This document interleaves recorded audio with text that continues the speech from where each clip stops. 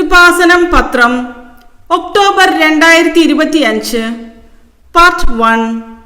ബഹുമാനപ്പെട്ട ജോസഫ് അച്ഛൻ്റെ സന്ദേശം. ഉടമ്പടി അതിജീവിത വിശ്വാസത്തിലേക്ക് ഉയരാനുള്ള പ്രത്യേക ദൈവ പദ്ധതി. ജീവിതത്തിന്റെ വ്യത്യസ്തങ്ങളായ കാലാവസ്ഥകളിൽ മനുഷ്യന് അനുഭവപ്പെടുന്ന പ്രതിസന്ധികൾ അതിനെ സുവിശേഷ വിഹിതമായി കൈകാര്യം ചെയ്യാനുള്ള പഠന മുറകളാണ് ഉടമ്പടിയിലുള്ളത്. ഉടമ്പടിയിൽ മിനിമം പ്രാർത്ഥനയേ ഉള്ളൂ. ഒരുപക്ഷെ നിങ്ങൾ തന്നെ ഓർക്കും, ഇത്രയും കൊച്ചു പ്രാർത്ഥനയല്ലേ ഉള്ളൂ, ഇതുകൊണ്ട് വലിയ കാര്യങ്ങൾ എങ്ങനെ ചെയ്യാനാണെന്ന്. ഉടമ്പടിയിൽ പ്രാർത്ഥന 20% മാത്രമേ ഉള്ളൂ. ബാക്കി 30% കാരുണ്യ പ്രവൃത്തികളാണ്. 50% ഇവാഞ്ചലൈസേഷൻ ആണ്, സുവിശേഷ വിശ്വാസ കൈമാറ്റം. ചില വ്യക്തികൾ ഉടമ്പടിയെ ഒരു പ്രാർത്ഥനയാക്കി കൺവേർട്ട് ചെയ്യും. 80% പ്രാർത്ഥനയാക്കും. കാരണം നമ്മൾ പരിചയിച്ചത് അതാണ്.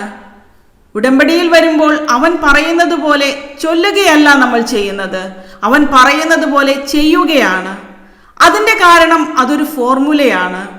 മനുഷ്യൻ ഇല്ലായ്മയിൽ നിന്ന് രക്ഷപ്പെടാൻ വേണ്ടി പരിശുദ്ധ അമ്മയിലൂടെ ദൈവം വെളിപ്പെടുത്തിയ ഒരു പദ്ധതിയാണ് അവൻ പറയുന്നത് പോലെ ചെയ്യുക എന്നത്. എത്രയോ വർഷമായിട്ട് സഭയിൽ ആ വചനം സുവിശേഷത്തിൽ വായിക്കുന്നതാണ്. പക്ഷെ കൃപാസനത്തിൽ അത് വായിച്ചപ്പോൾ അതിൻ്റെ പാസ്വേഡ് കൂടി തന്നു. ഓരോ വചനത്തിനും പാസ്വേഡ് ഉണ്ട്. പേയ്മെന്റ് നടത്തിയിട്ട് കിട്ടുന്നതാണ് അത്. യോഹന്നാൻ 2:5 അവൻ പറയുന്നത് പോലെ ചെയ്യുക എന്നുള്ള വചനം 2000 വർഷങ്ങളായിട്ട് സുവിശേഷത്തിൽ വായിക്കപ്പെടുന്നതാണ്. പക്ഷെ അതിനകത്ത് ഒരു ഉടമ്പടി ഇരിപ്പുണ്ട് എന്നുള്ളതാണ് കൃപാസനത്തിന് കിട്ടിയ പ്രത്യേക വെളിപാട്. വിശ്വാസ പ്രമാണം ഒരു താഴുമാണ്, ഒരു താക്കോലുമാണ്. നിങ്ങൾ വീട്ടിൽ നിന്ന് ഇറങ്ങിപ്പോരുമ്പോൾ ആ വീട് വിശ്വാസ പ്രമാണം ചൊല്ലി പൂട്ടിക്കളയണം. പിന്നെ ആരും ചലിക്കില്ല, ഒരു പാമ്പ് പോലും അതിനകത്ത് കയറില്ല. അതുപോലെ തന്നെയാണ് തുറക്കുന്നതും. ഒരു കാര്യം മനസ്സിലായില്ലെങ്കിൽ ആദ്യം വിശ്വാസ പ്രമാണമാണ് ചൊല്ലേണ്ടത്. ഇന്ന് വീട്ടിൽ നിന്ന് ഇറങ്ങിപ്പോകുകയാണ്, ഇന്ന് ആരെയൊക്കെ കാണാൻ പറ്റും, അവർ അവിടെ ഉണ്ടാകുമോ, നമ്മൾ ചെല്ലുമ്പോൾ അവർ അംഗീകരിക്കുമോ, പറയുന്നത് നടക്കുമോ, പോകുന്ന കാര്യം നടക്കുമോ? അപ്പോൾ ആദ്യം ഓപ്പൺ ചെയ്യേണ്ട താക്കോൽ വിശ്വാസ പ്രമാണമാണ്. വിശ്വാസ പ്രമാണം ചൊല്ലിയിട്ട് വേണം നിങ്ങൾ എന്ത് പ്രാർത്ഥനയും ചൊല്ലാൻ. വേളാങ്കണ്ണിയിൽ വെച്ച് ആദ്യമായി മരിയൻ ഉടമ്പടി വെളിപ്പെട്ട് കിട്ടിയപ്പോൾ ഞങ്ങളിത് മനസ്സിലാകുന്നില്ലല്ലോ എന്ന് മനസ്സിൽ വിചാരിച്ചുകൊണ്ട് പ്രാർത്ഥനാപൂർവം വിശ്വാസ പ്രമാണം ചൊല്ലി. വിശ്വാസ പ്രമാണം ചൊല്ലിയ ഉടനെ ഞങ്ങൾക്ക് ഉടമ്പടിയുടെ പാസ്വേഡ് തുറന്നു കിട്ടി. അനുദപിച്ചാൽ നീ അനുഗ്രഹം പ്രാപിക്കും. അങ്ങനെയാണ് അത് ഉടമ്പടിയാകുന്നത്. അനുദപിച്ചാൽ നീ അനുഗ്രഹം പ്രാപിക്കും. യെശയ്യാ 1:19. അനുസരിക്കാൻ സന്നദ്ധരെങ്കിൽ നിങ്ങൾ ഐശ്വര്യം ആസ്വദിക്കും. അപ്പോൾ ദൈവവചനം അനുസരിച്ചു കഴിഞ്ഞാൽ അവിടെ വെച്ച് തന്നെ ഉടമ്പടിയായി. നിങ്ങൾ ഉടമ്പടി എടുത്തിട്ടും നിങ്ങളുടെ തോന്നിവാസം പോലെ ചിലത് ചെയ്തു, ചിലത് ചെയ്തില്ല. അങ്ങനെ വരുമ്പോൾ ഉടമ്പടി വർക്കൗട്ട് ചെയ്യില്ല. ഒരെണ്ണം ചെയ്തില്ലെങ്കിൽ എല്ലാം ചെയ്യാത്തതുപോലെ വരും. റീഡിങ്ങിന് പോയെന്ന് പറഞ്ഞാൽ മൊത്തം തോറ്റതുപോലെയായി. IELTS പരീക്ഷയ്ക്ക് നിങ്ങൾ റീഡിങ്ങിന് തോറ്റു, സ്പീക്കിങ്ങിന് കുഴപ്പമില്ലായിരുന്നു എന്ന് പറഞ്ഞാൽ നിങ്ങൾ തോറ്റതുപോലെയായി. അതുകൊണ്ട് നിങ്ങൾക്ക് കയറി പോകാനൊന്നും പറ്റില്ല. അതുപോലെ തന്നെ ഉടമ്പടിയിൽ കുറെ കാര്യങ്ങളുണ്ട്. അതിൽ കുറച്ച് ചെയ്തു, നിങ്ങൾക്ക് സൗകര്യപ്പെടുന്നത് ചെയ്തു. സൗകര്യപ്പെടാത്തത് ചെയ്യാതിരിക്കുമ്പോൾ മൊത്തം ചെയ്യാത്തതുപോലെയായി. നിങ്ങൾക്ക് സൗകര്യപ്പെടുന്നത് ചെയ്യാൻ വേണ്ടിയല്ല ഉടമ്പടി എടുക്കുന്നത്. നിങ്ങൾ എപ്പോഴും ചിന്തിക്കേണ്ട കാര്യം, ഇത് ലക്ഷക്കണക്കിന് മനുഷ്യർ പരീക്ഷിച്ച് വിജയിച്ച ഒരു ദൈവിക പദ്ധതിയാണ്. അതിലേക്ക് വരുമ്പോൾ ചിലപ്പോൾ ആദ്യകാലങ്ങളിൽ ഉടമ്പടി അത്ര അറിവില്ലാത്തത് കൊണ്ട് തെറ്റിപ്പോകാം. അതുകൊണ്ട് ഞാൻ എപ്പോഴും നിങ്ങളെ തിരുത്തുന്നുണ്ട്. തിരുത്തുമ്പോൾ നിങ്ങൾ ഉടനെ അതൊരു വികാരമാക്കി മാറ്റണം. അങ്ങനെ വരുമ്പോൾ ദൈവത്തിന് മനസ്സിലാകും ഉടമ്പടിയിൽ നിങ്ങൾ സീരിയസ് ആണെന്ന്. എന്തുകൊണ്ടാണ് ഉടമ്പടി നിങ്ങളിൽ ചിലർക്ക് ഫലിക്കാത്തതെന്ന് വെച്ച് കഴിഞ്ഞാൽ നിങ്ങളുടെ ഉടമ്പടി ചെയ്തികൾ ദൈവത്തിന് നിങ്ങൾ സീരിയസ് ആണെന്ന് മനസ്സിലായിട്ടില്ല. അത് സീരിയസ് ആയിട്ടാണ് ചെയ്യുന്നതെന്നുള്ളത് നിങ്ങൾക്ക് തന്നെ മനസ്സിലായിട്ടില്ല. ഉടമ്പടി ബൈ പേഴ്സൺ ആണ് എടുക്കുന്നത്. വ്യക്തിക്കാണ് പൂർണ്ണ ഉത്തരവാദിത്വം. ചിലർക്ക് ഉടമ്പടി എടുത്തു കഴിയുമ്പോൾ ഭയങ്കര സന്തോഷമാണ്. കാര്യം, ഉറപ്പായ ഒരു കാര്യത്തിന് ദൈവവുമായിട്ട് ഒരു ഉടമ്പടിയിലായിരിക്കുന്നു എന്നുള്ളതാണ് ഏറ്റവും സന്തോഷമുള്ള കാര്യം എന്ന് പറയുന്നത്. മനുഷ്യനാണെങ്കിൽ ദൈവത്തോട് ഒത്തിരിയേറെ ചോദ്യങ്ങൾ ഈശോ വന്നപ്പോൾ ചോദിച്ചിട്ടുണ്ട്. ഒരാൾ ചോദിച്ചില്ലേ, നിത്യജീവൻ പ്രാപിക്കാൻ ഞാൻ എന്ത് ചെയ്യണമെന്ന്? അതിന് ഈശോ ഉത്തരം പറയും. പിന്നെ ഈശോയെ കണ്ടപ്പോൾ വേറൊരാൾ ചോദിച്ചു, സ്വർഗരാജ്യത്തിലെ വലിയവനാകാൻ ഞാൻ എന്ത് ചെയ്യണം? വേറൊരാൾ ചോദിച്ചത്, ദൈവഹിതപ്രകാരം ജീവിക്കാൻ ഞങ്ങൾ എന്ത് ചെയ്യണമെന്നാണ്. അത് ഒരു വലിയ ചോദ്യമാണ്. യോഹന്നാൻ 6:28. അപ്പോൾ അവർ ചോദിച്ചു, ദൈവഹിതമനുസരിച്ച് പ്രവർത്തിക്കുന്നവരാകാൻ ഞങ്ങൾ എന്തു ചെയ്യണം? അല്ലാതെ പ്രാർത്ഥിക്കുന്നവരല്ല. അപ്പോൾ ഈശോ അതിനുത്തരം പറയും. യോഹന്നാൻ 6:29. യേശു മറുപടി പറഞ്ഞു, ഇതാണ് ദൈവഹിതമനുസരിച്ചുള്ള പ്രവൃത്തി, അവിടുന്ന് അയച്ചവനിൽ വിശ്വസിക്കുക. അവിടുന്ന് അയച്ചവനിൽ വിശ്വസിക്കുകയാണ് ദൈവഹിതമനുസരിച്ചുള്ള പ്രവൃത്തി. വിശ്വസിക്കണമെങ്കിൽ നമ്മൾ എന്തു ചെയ്യണം? വിശ്വാസം പ്രവൃത്തികളാലാണ് നീതീകരിക്കപ്പെടുന്നത്. യാക്കോബ് 2:24. മനുഷ്യൻ വിശ്വാസം കൊണ്ട് മാത്രമല്ല പ്രവൃത്തികളാലുമാണ് നീതീകരിക്കപ്പെടുന്നതെന്ന് നിങ്ങൾ അറിയുന്നു. ഇതാണ് ദൈവഹിതപ്രകാരമുള്ള പ്രവൃത്തി, അവിടുന്ന് അയച്ചവനിൽ വിശ്വസിക്കുക. ഈശോയിൽ വിശ്വസിക്കുന്നു എന്ന് പറഞ്ഞിട്ട് കാര്യമില്ല. യാക്കോബ് 2:24. വർക്കൗട്ട് ചെയ്യണം. അതാണ് ഉടമ്പടി എന്ന് പറയുന്നത്. എന്തെങ്കിലും പ്രവൃത്തികളല്ല ചെയ്യേണ്ടത്, അവൻ പറയുന്നത് പോലെയുള്ള പ്രവൃത്തികൾ ചെയ്യണം. അതാണ് വിഷയം. യോഹന്നാൻ 2:5. അവന്റെ അമ്മ പരിചാരകരോട് പറഞ്ഞു, അവൻ നിങ്ങളോട് പറയുന്നത് ചെയ്യുവിൻ. അപ്പോൾ ദൈവഹിതപ്രകാരമുള്ള പ്രവൃത്തി എന്ന് പറയുന്നത് ഉടമ്പടി ജീവിതമാണ്.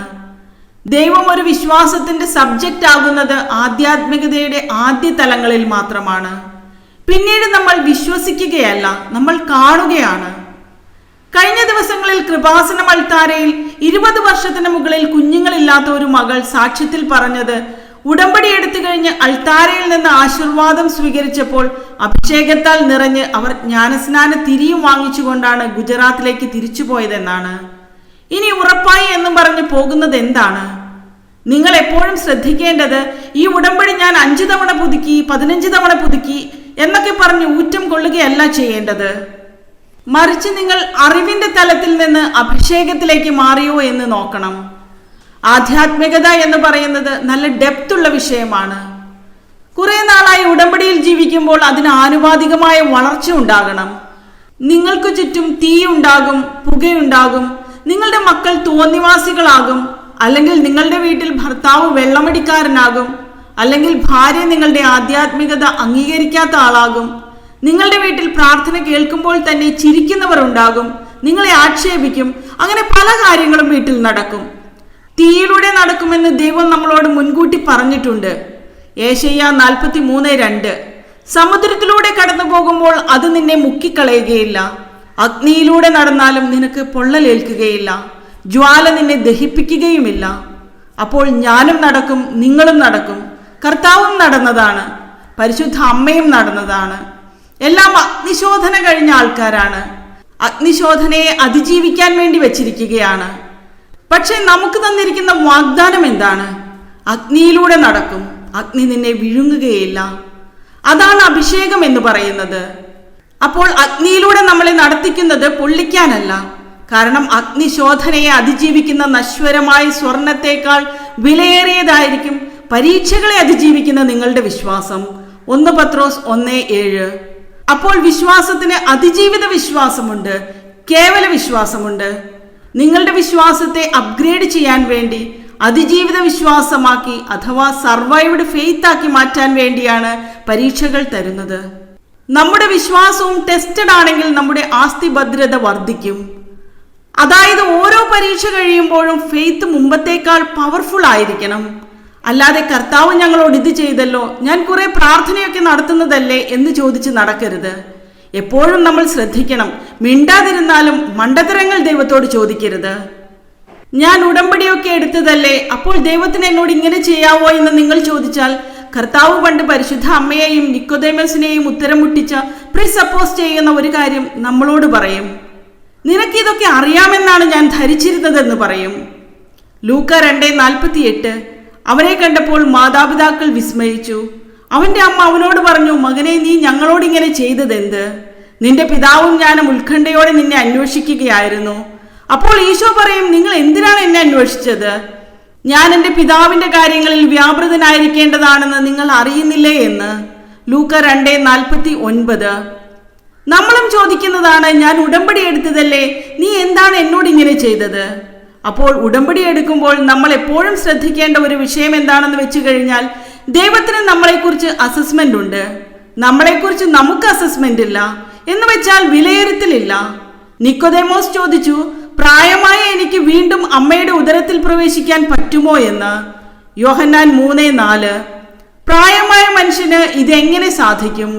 അമ്മയുടെ ഉദരത്തിൽ വീണ്ടും പ്രവേശിച്ച് അവന് ജനിക്കാൻ കഴിയുമോ? അപ്പോൾ ഈശോയുടെ മറുപടി എന്താണ്? യോഹന്നാൻ 3:10. യേശു പറഞ്ഞു, നീ ഇസ്രായേലിലെ ഗുരുവല്ലേ, ഇക്കാര്യമൊന്നും മനസ്സിലാകുന്നില്ലേ? പരിശുദ്ധ അമ്മയോടും ഇത് തന്നെയാണ് ചോദിക്കുന്നത്, നിങ്ങളോടും ഇത് തന്നെയാണ് ചോദിക്കുന്നത്, എന്നോടും ഇത് തന്നെയാണ് ചോദിക്കുന്നത്. നമ്മൾ കുറെ നാൾ ധ്യാനമൊക്കെ കൂടി വരുമ്പോൾ, ഉടമ്പടിയിൽ ജീവിക്കുമ്പോൾ ഈ ചോദ്യം വരും, നീ എത്രയോ വർഷങ്ങളായി വചനത്തിൽ എൻ്റെ കൂടെ നടക്കുന്നു, എന്നിട്ടും ഇതൊന്നും അറിയുന്നില്ലേ എന്ന്. നിക്കോദേമസിനോട് ചോദിക്കുന്നത് എന്താണ്? നീ ഇസ്രായേലിലെ ഗുരുവല്ലേ, ഉപദേഷ്ടാവല്ലേ, നീ കുറെ ധ്യാനമൊക്കെ കൂടിയില്ലേ, എന്നിട്ടും നിനക്കിതൊന്നും മനസ്സിലാകുന്നില്ലേ എന്ന്. നമ്മൾ ധ്യാനങ്ങളൊക്കെ കൂടുന്നത് എന്തിനു വേണ്ടിയാണ്? രോഗശാന്തി നേടാനും മകളെ കെട്ടിക്കാനും PR കിട്ടാനും മാത്രമല്ല, മറിച്ച് ആധ്യാത്മിക കാര്യങ്ങൾ കൂടി മനസ്സിലാക്കണം. മനസ്സിലായാൽ തന്നെ ചോദ്യങ്ങളൊക്കെ അവസാനിപ്പിക്കും. ഉടമ്പടി എടുത്തിട്ടും നീ എന്താണ് ഞങ്ങളോട് ഇങ്ങനെ ചെയ്തതെന്നല്ലേ പല ആൾക്കാരുടെയും ചോദ്യം. അത് ചോദിക്കുന്നതിന്റെ കാരണം എന്താണ്? അത്ഭുതങ്ങളും അടയാളങ്ങളും മാത്രം അന്വേഷിക്കുകയും ദൈവത്തിന്റെ വചനങ്ങൾ ദൈവം ആഗ്രഹിക്കുന്നത് പോലെ മനസ്സിലാക്കാൻ ശ്രമിക്കാത്തതുമാണ്. പിതാവിന്റെ കാര്യം എന്ന് പറഞ്ഞ് ആധ്യാത്മികതയിൽ ഒരു വകുപ്പുണ്ട്. അവിടുത്തെ കാര്യങ്ങൾ നിത്യതയുമായിട്ട് ബന്ധപ്പെട്ടതാണ്. ഓരോരുത്തർക്കും അവരവരുടെ കഴിവനുസരിച്ചാണ് പ്രലോഭനം ഉണ്ടാകുന്നത്. അതുകൊണ്ടാണ് ഈശോ അവസാനം പിതാവെ അങ്ങേനെ ഉപേക്ഷിച്ചത് എന്തുകൊണ്ടെന്ന് ചോദിച്ചത്. അവിടെ നമുക്ക് സബ്സിഡിയില്ല, ഗ്രാൻറ്റുമില്ല, ഒന്നുമില്ല. അത് നമ്മൾ പേയ്മെന്റ് ആയിട്ട് കൊടുക്കണം. വിശ്വാസത്തിൽ വരുന്ന പേയ്മെന്റ് എന്ന് പറയുന്നത് അവിടെയാണ്. പിതാവിന്റെ കാര്യം എന്ന് പറയുമ്പോൾ നമ്മൾ അങ്ങോട്ട് കൊടുക്കുന്നതല്ലാതെ ഇങ്ങോട്ടൊന്നും ക്യാഷ് ആൻഡ് കൈൻഡ് ആയിട്ട് പ്രതീക്ഷിക്കണ്ട. 100 ജപമാല ചൊല്ലിയാലും 100 ജപമാലയ്ക്കും റിട്ടേൺസ് ഒന്നുമില്ല. പലിശ പോലും അടയ്ക്കാൻ പറ്റില്ല. പിതാവിന്റെ കാര്യം എന്ന് പറയുന്നത് എന്താണ്? നിത്യതയുമായി ബന്ധപ്പെട്ട കാര്യങ്ങളാണ്. നിത്യത എന്ന് പറയുന്നത് യേശുക്രിസ്തുവിന്റെ വിശുദ്ധമായ രക്തത്താൽ വീണ്ടെടുത്തത് കാരണം ദൈവം അതിന്റെ വില കൊടുത്തതാണ്. ഒരു വസ്തുവിന് 1,00,000 രൂപ വിലയുണ്ട്. 1,00,000 രൂപ വിലയുള്ള വസ്തുവിന് കുറഞ്ഞത് 80,000 രൂപയെങ്കിലും വേണ്ടേ? 8 രൂപയാണുള്ളതെങ്കിൽ എന്തു ചെയ്യും? അതുപോലെ നിത്യതയ്ക്ക് വേണ്ടി നമ്മൾ എന്ത് കൊടുത്താലും റീഫണ്ടബിൾ അല്ല, പലിശ പോലും അടയില്ല. അതുകൊണ്ട് ചില പ്രാർത്ഥനകൾ നിത്യനിക്ഷേപത്തിലേക്കാണ് പോകുന്നത്. അതിന് നമുക്ക് മറുപടിയില്ല. മറുപടിയില്ലാത്ത കുറേ പ്രാർത്ഥനകൾ ഉണ്ടാകും. അത് നിങ്ങൾ അറിയണം. പിതാവിന്റെ കാര്യമാണത്. എൻ്റെ മക്കളെ, നിങ്ങളും ഞാനും ഓർക്കേണ്ട കാര്യം, ഇത്രയും നാൾ ദൈവവുമായി ജീവിച്ച പരിചയത്തിൽ ചെയ്യാനുള്ള കാര്യമാണെങ്കിൽ എൻ്റെ കാര്യമായാലും നിങ്ങളുടെ കാര്യമായാലും ദൈവം ചെയ്തു തരും. ചില കാര്യങ്ങൾ ദൈവം ചെയ്യുകയേയില്ല. അത് നിത്യനിക്ഷേപത്തിലേക്ക് വകമാറ്റും. അപ്പോൾ ചില കാര്യങ്ങൾ നടക്കാതിരിക്കുമ്പോൾ നമുക്കൊരു സന്തോഷം തോന്നണം. നിത്യജീവന് വേണ്ടി എനിക്ക് രജിസ്റ്റർ ആയിട്ടുണ്ടെന്ന്. ഭൂമിയിൽ വെച്ച് തന്നെ നമുക്കറിയാൻ പറ്റും രജിസ്റ്റർ ആയിട്ടുണ്ടോ ഇല്ലേ എന്ന്. രജിസ്റ്റർ ആയിട്ടുണ്ടെങ്കിൽ അതിലേക്കുള്ള ഡിവിഡൻഡ് പൊയ്ക്കൊണ്ടേയിരിക്കും. നിത്യതയ്ക്ക് വേണ്ടിയാണ് ഒരു മനുഷ്യൻ ദൈവ തിരുസന്നിധിയിൽ അഭയം പ്രാപിക്കുന്നതെങ്കിൽ അവന്റെ ആധ്യാത്മികത ഒരു നിത്യാഘോഷമായിരിക്കും.